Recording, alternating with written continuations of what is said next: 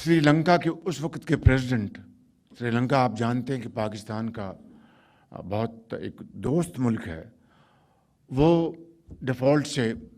वो दो चार हो चुके थे और वो उनको पूरा अंदाज़ा था कि क्या क्या तकालीफ हैं, किस तरह बैंक्स के ऊपर टोटल रन ओवर था और लोग अपने पैसे निकलवा रहे थे और दुकानों पर, सड़कों पर वो मुजाहरे हो रहे थे और कतबे जलाए जा रहे थे and so on so fourth. तो उन्होंने कहा कि मैंने IMF के MD से बात की है, तो आप मेरे साथ चलें। मैं वहाँ पर गया, शी वॉज वेरी बिजी। तो वो कहेंगे prime minister I am meeting you this evening at a dinner, so can we meet over there and have this discussion. उसने कहा प्रेसिडेंट श्रीलंका ने कि एक मिनट मेरी बात सुन लो, हमें पूरा एहसास है, हमने मज़ा चख लिया है डिफ़ॉल्ट का, पाकिस्तान हमारा दोस्त है, तो इनके साथ ये नहीं होना चाहिए। वो हंसी और वो चल दी। शाम को फिर मेरी उनसे मुलाकात हुई, वो खाने पे फ्रांस के सदर ने खाना दिया था, तो वहाँ पर मैंने उनसे बात की। उन्होंने कहा कि वज़ीर आज़म, मैं एक बात आपसे खुली और खरी करना चाहती हूँ। मैंने बताएं। कहें कि माजी की जो हमारी जो इम्प्रेशन है कि आप प्रोग्राम्स कर लेते हैं, बीच में अधूरे छोड़ जाते हैं और फिर रेस्ट इज़ हिस्ट्री। मैंने कहा नहीं, अगर आपके साथ हमारा कोई मुआहदा होगा तो I want to give you my word of honour that we will absolutely implement that commitment, that agreement in letter and spirit. उन्होंने कहा अच्छा ठीक है, मैं कल आपको मिलूँगी। अगले दिन फिर मुझे मिली। उनका मैंने अपनी टीम से कह दिया है कि पाकिस्तान के साथ पूरी तरह वो इंगेज हो जाएं और इस मामले को हल निकालें। फास्ट फॉरवर्ड मैं पाकिस्तान आया तो रात को कोई 1 बजा था, तो मुझे मेरे स्टाफ अफसर ने कहा जी कि IMF की MD ने आपसे बात करनी है। तो सुबह 3 बजे फजर से पहले वो टाइम तय हुआ, वो फ़ोन पे आई लाइन पे। उनका prime minister I have good news for you. मैंने कहा thank you very much and what is that? Said we have framed standby program for you, which will be a short-term program, and our team will now sit down with you and sort out all details. But you made a commitment with me. I hope you will honor that. I said, yes, I vividly remember that in Paris, and I will not let you down. मेरे बुज़ुर्गों, भाइयों, नौजवान साथियों और बहनों, ये वो किस्सा है जिसमें कुछ वक्त लग गया कि बताने के लिए कि किस तरह पाकिस्तान डिफ़ॉल्ट से बचा, बिल्कुल एक डिफ़ॉल्ट के दहाने पर था। उसके बाद जो कुछ हुआ वो आपके सामने है। पूरी कौम ने कुर्बानी दी, गरीब आदमी ने ख़ास तौर पर इंतहाई सख्त उन्होंने मुश्किलात का सामना किया। महंगाई आप जानते हैं कि उस वक़्त 32% पे थी, 32% पे। आप बैंकर्स बैठे हैं, बड़े बड़े यहाँ पर ऑनरेबल हमारे बिजनेस कम्युनिटी के साथी बैठे हैं, पूरे मुल्क से आए हुए हैं। पॉलिसी रेट 21.5 या 22% था एंड इन्फ्लेशन वॉज गैलपिंग और मुल्क के अंदर एक कोहराम था कि क्या होगा। मैं सारी तफसील बताने का मकसद ये है कि जहाँ पर आम आदमी ने बहुत ज़्यादा मुश्किलात का सामना किया, वहाँ पर मुझे कहने दीजिए कि पाकिस्तान भर के सरमायाकारों ने, सनतकारों ने इन मुश्किलात का बतौर एक पाकिस्तानी के सामना किया और उनको ये उम्मीद थी कि शायद हम मुश्किलात का सामना करेंगे तो एक अच्छा वक्त आ जाएगा और शायद पाकिस्तान तरक्की और खुशहाली के रास्ते पर गामजन होगा। मैं आपको, एक आम पाकिस्तानी को, चाहे वो पेशावर में है या कोयटा में है या लाहौर में या कराची में या गिलगित में या वहाँ पर आज़ाद कश्मीर मुजफ्फराबाद में है, उन सब ने पाकिस्तान के लिए मुश्किल तरीन उन्होंने वक्त देखा और कुर्बानी दी।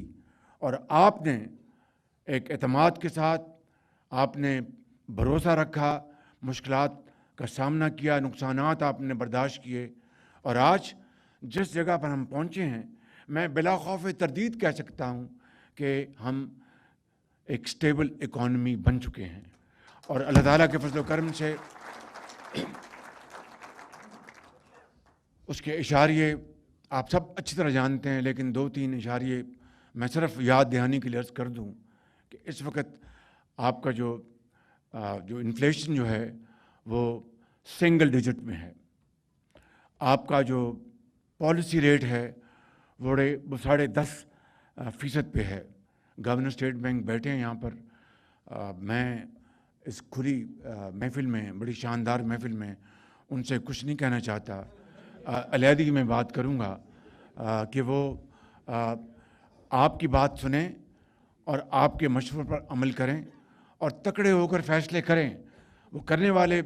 فیصلے کرنے والے ہیں، وہ شخص میں ان کو جانتا ہوں، as a thorough professional and honest person, لیکن تھوڑا سا جگرا ذرا بڑا کر دیں تو انشاءاللہ آپ کو کوئی کچھ نہیں کہے گا انشاءاللہ۔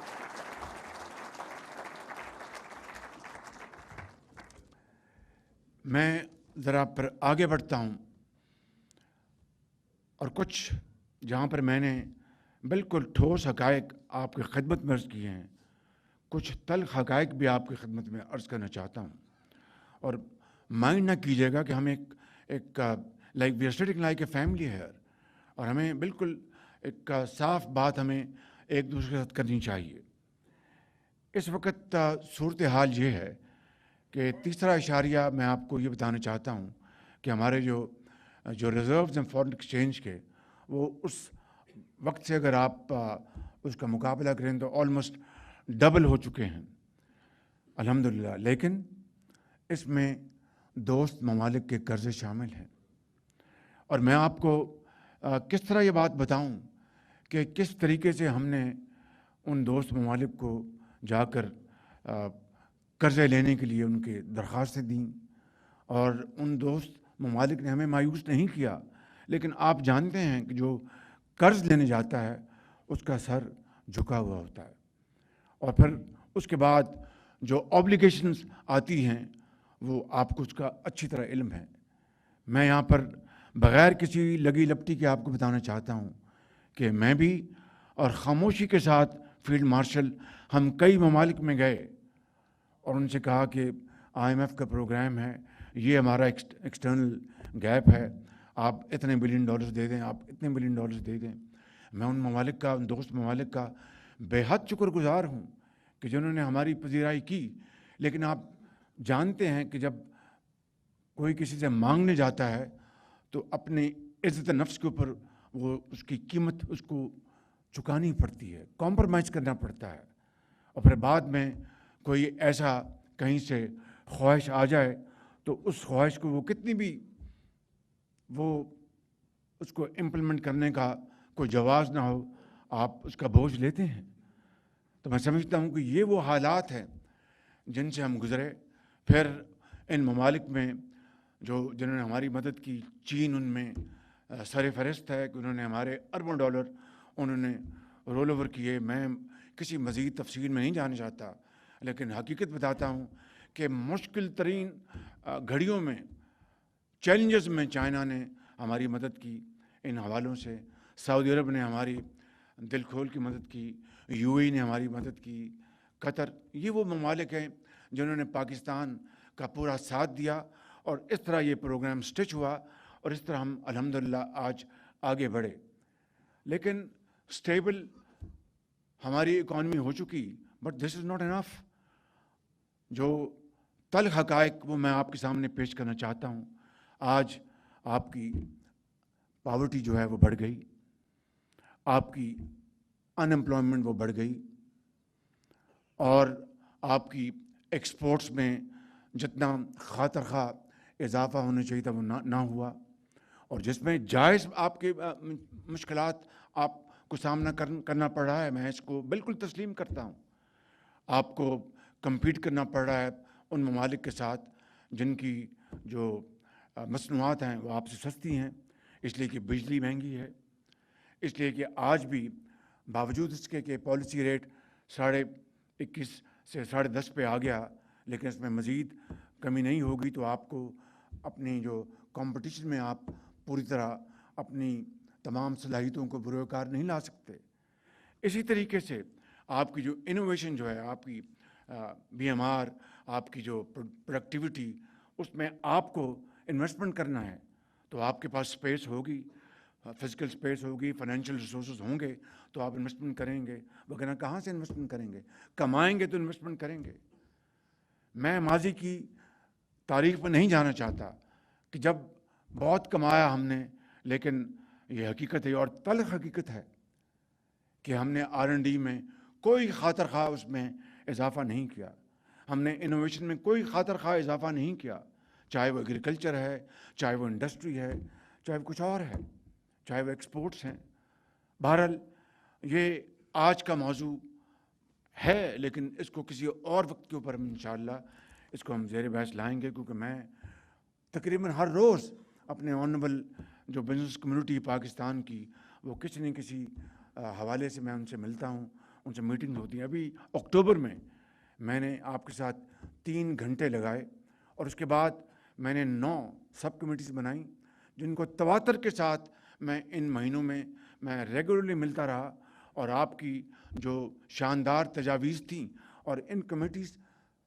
Probably for the first time in Pakistan's history, میں نے ان کمیٹیز کے جو چیئرز تھے میں نے پرائیویٹ سیکٹر سے چنے۔ میں جانتا ہوں کہ